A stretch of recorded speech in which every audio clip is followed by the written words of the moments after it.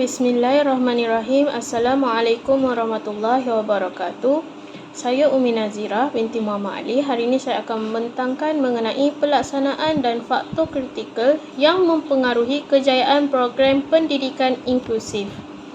Okey, seterusnya kita masuk kepada pendekatan pendidikan inklusif. Pendekatan pendidikan inklusif terbahagi kepada dua, iaitu pendidikan inklusif penuh dan pendidikan inklusif separa. Pendidikan inklusif penuh adalah murid berkeperluan khas ditempatkan di kelas arus perdana sepenuh masa dan mengikuti semua mata pelajaran akademik bersama-sama. Manakala pendidikan inklusif separa adalah murid berkeperluan khas mengikuti pembelajaran bagi mata pelajaran tertentu sahaja mengikut keupayaan murid di kelas arus perdana, dan waktu selebihnya murid berkeperluan khas tersebut akan mengikuti pembelajaran di bilik resos atau di kelas pendidikan khas. Okey, seterusnya proses pemilihan murid pendidikan inklusif terbahagi kepada tiga, iaitu proses pemilihan, kriteria pemilihan dan penempatan. Dari segi kriteria pemilihan, murid mestilah melepasi tahap penilaian menggunakan instrumen yang ditetapkan oleh Kementerian Pendidikan Malaysia. Umur murid berkeperluan khas mengikut kohort umur murid arus perdana atau tambah 1 tahun daripada umur murid dalam arus perdana. Jawatankuasa program pendidikan khas akan memperaku dan meluluskan murid berkeperluan khas yang layak ikut program pendidikan inklusif berdasarkan kriteria yang ditetapkan.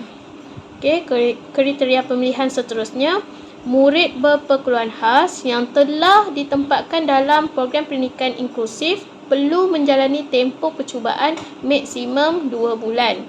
Setelah tamat tempoh percubaan, murid berkeperluan khas yang tidak sesuai untuk meneruskan pembelajaran di program pendidikan inklusif akan ditempatkan ke kelas program pendidikan khas integrasi, iaitu PPKI lah. Jika sesuai, murid dikeluarkan di dalam kelas tersebut. Okey, dari segi penempatan pula, saiz kelas arus perdana yang menjalani program pendidikan inklusif kurang daripada 35 orang. Murid berkeperluan khas yang ditempatkan di program pendidikan inklusif tidak lebih daripada 5 orang. Jika lebih, akan dipindahkan ke kelas lain. Seterusnya, murid berkeperluan khas ditempatkan di kelas yang selaras dengan pencapaian mereka.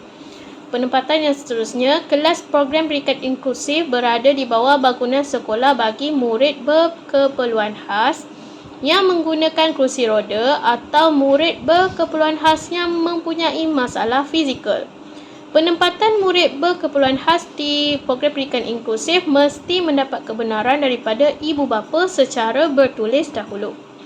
Okey, kita dapat lihat melalui carta alih. Okey, dari segi carta alih ni kita dapat tengok carta alih pemilihan murid berkeperluan khas program pendidikan khas integrasi ke program pendidikan inklusif.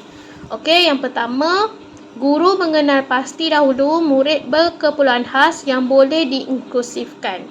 Okey, murid berkeperluan khas yang kurang upaya teruk dikecualikanlah.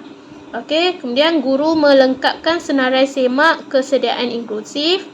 Seterusnya, murid berkeperluan khas dibahagikan kepada 3 kumpulan. Murid berkeperluan khas yang tidak bersedia akan meneruskan PDP di program pendidikan khas integrasi. Manakala murid berkeperluan khas yang bersedia akan menjalani pentaksiran akademik. Seterusnya, murid berkeperluan khas yang kurang sedia dirujuk kepada pasukan pelbagai disiplin, iaitu MDT. Lepas tu, penempatan kelas inklusif murid berkeperluan khas ditetapkan oleh JPKS, iaitu Jawatankuasa Pendidikan Khas Sekolah. Kemudian, murid berkeperluan khas ditempatkan kelas inklusif separa dan murid berkeperluan khas juga ditempatkan ke kelas arus perdana inklusif penuh. Okey, seterusnya kita tengok kepada faktor kritikal kejayaan pendidikan inklusif. Okey, terdapat 4 perkhidmatan sokongan, iaitu dari segi peralatan, infrastruktur, masyarakat dan personal. Kita tengok faktor dari segi peralatan, seperti perkhidmatan sokongan dari kumpulan individu atau agensi tertentu dalam menyediakan peralatan yang relevan dengan keperluan murid berkeperluan khas dapat menjamin pelaksanaan program pendidikan inklusif dengan berkesan. Contohnya seperti mesin braille dan kanta pembesar untuk bagi yang ada masalah penglihatan, alat bantu pendengar bagi yang mempunyai masalah pendengaran dan kerusi roda bagi murid kurang upaya fizikal. Okey, seterusnya bahan bantu mengajar seperti TMK dapat membantu guru menyediakan bahan yang sesuai supaya dapat menarik minat murid berkeperluan khas belajar di kelas aliran perdana. Seterusnya, peralatan asas seperti meja dan kerusi dapat diubah sesuai dengan murid yang berkerusi roda atau kekurangan fizikal lain. Okey, seterusnya kita masuk kepada faktor infrastruktur. Seperti kemudahan asas dan perkhidmatan sokongan yang menggalakkan pelibatan aktif murid berkeperluan khas dalam persekitaran sekolah. Persekitaran yang mesra kurang upaya untuk memudahkan pergerakan murid berkeperluan khas dan pelibatan mereka dalam aktiviti seharian di sekolah. Contohnya seperti susur tangga, tandas OKU dan longkang yang bertutup. Okey, bagi murid yang berkerusi roda, boleh juga menyediakan kelas di aras bawah bagi mereka. Kemudian dari aspek fizikal kelas, guru dan murid dapat bergerak tanpa halangan. Ia dapat membantu guru dalam menumpukan perhatian kepada murid. Seterusnya, faktor dari segi masyarakat pula. Masyarakat sekolah yang terlibat secara langsung dan tidak langsung dalam dunia pendidikan individu kurang upaya.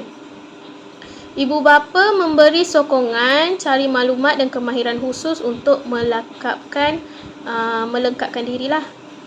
Kemudian, sikap dan tanggapan positif guru. Guru perlu merancang aktiviti PDP yang fokus kepada kekuatan dan keperluan individu.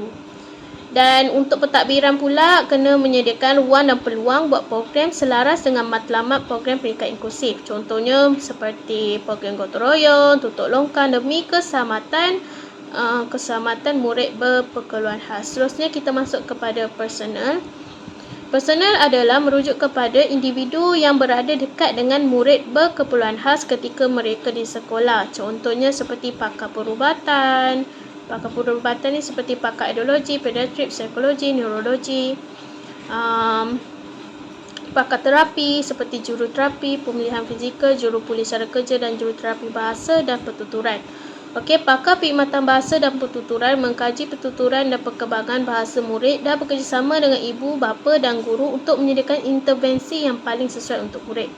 Pakar ideologi seperti pendengaran, pakar pediatrik seperti yang menyediakan alat untuk diagnos awal mengesan punca masalah murid yang mempunyai masalah khas kanak-kanak. Okey.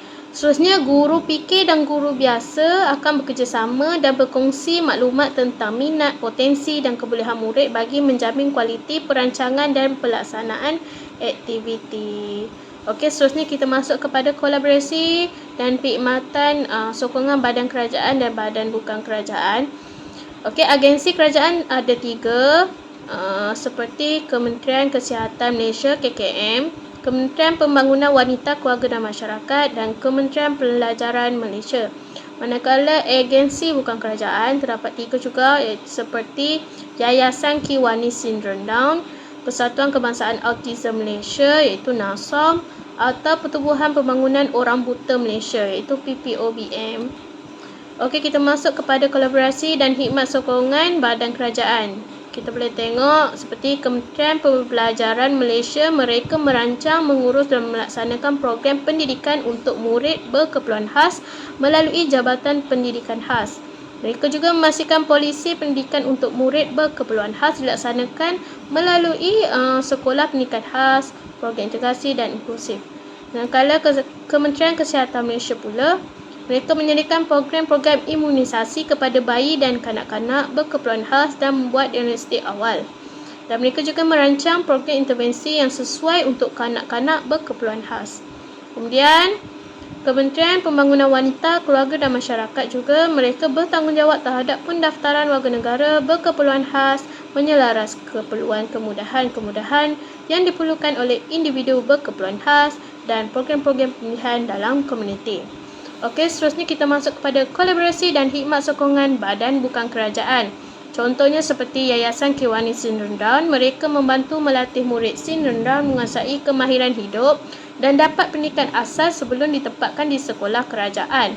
Membantu ibu bapa Sindrom Down menangani cabaran-cabaran yang mereka perlu hadapi melalui perbincangan kelompok dan aktiviti. Kemudian Persatuan Kebangsaan Autism Malaysia iaitu NASOM, mereka memerhati dan melindungi kanak-kanak seperti kanak-kanak autism, menyediakan perkhidmatan mengesan masalah autism dan program intervensi yang sesuai untuk kanak-kanak autism. Khidmat bantuan dan nasihat asuhan kepada ibu bapa. Okey, Persatuan NASOM ni juga menyediakan khidmat bantuan dan nasihat asuhan kepada ibu bapa lah. Okey, seterusnya Pertubuhan Pembangunan Orang Buta Malaysia iaitu PPOBM. Mereka mengesan dan merancang program intervensi awal untuk membantu kanak-kanak yang mempunyai masalah penglihatan. Perkhidmatan nasihat dan bimbingan juga akan diberikan kepada ibu bapa.